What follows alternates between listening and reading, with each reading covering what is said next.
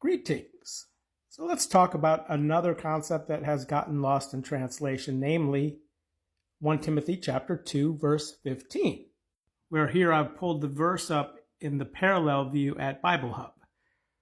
So we have all these parallel views, and yes, I'm going to pick on the King James translation here, where we read, "Notwithstanding, she shall be saved in childbearing if they continue in faith and charity and holiness, etc., etc."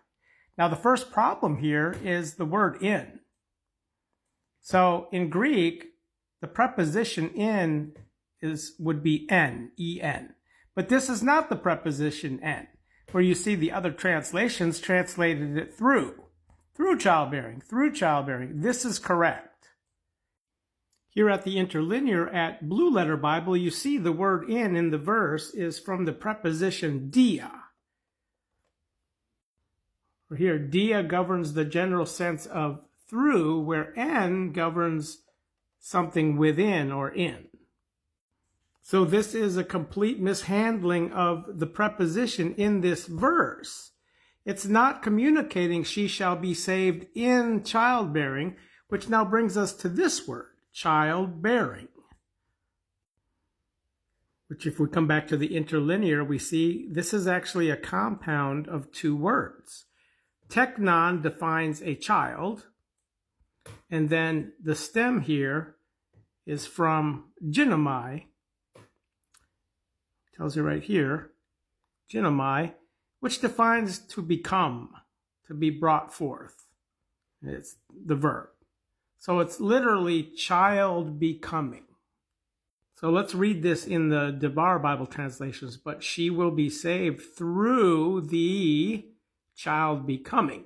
Where also now we have this definite article here, which is also in the text. Right here. Right there. Ignored.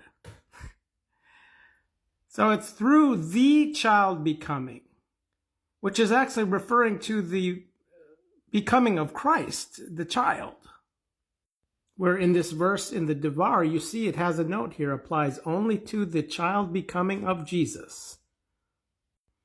And she bore her son, him the aforeborn, etc., etc. So this is the context of the child becoming. And like we see with other words, they just put the hyphen in between because it's a compound word. Teknon and ginomai, hence child becoming. So this verse is not referring to women bearing children, that they will be saved if they have children. That would be ridiculous. Not all women bear children. Not all women even can bear children. It has to do with the faithing in Jesus Christ. She will be saved if she abides in the faithing, which is a condition. Faithing is a condition, abiding faith, and being saved. So this is how we have to interpret the verse. Just like we read here in Ephesians 2:8, for in grace you are having been saved through faithing. Well, again, the preposition here is dia, just like here, which should not be translated in. So she will be saved through the child becoming Jesus Christ if she abides in the faithing, which would be this context here. Also in John 3:17, again, we see the preposition here, saved through him, Jesus Christ, the child becoming Jesus Christ, which we are all saved through faith in him. So now I hope you can see that this is very misleading how it reads. She shall be saved in childbearing. This is not referring to women in childbearing. It's referring to the Son, Jesus Christ, the child become, through his becoming.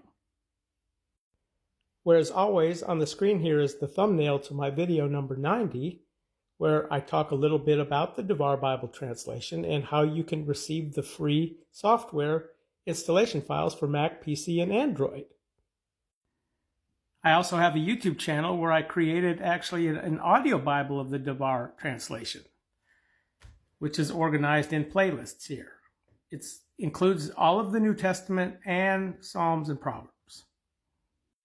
I also have a YouTube channel called Lost in Translation, which I had many years before I started uploading these videos to TikTok. So if something happens to TikTok, there's always this source for these videos, all the same videos I'm uploading here.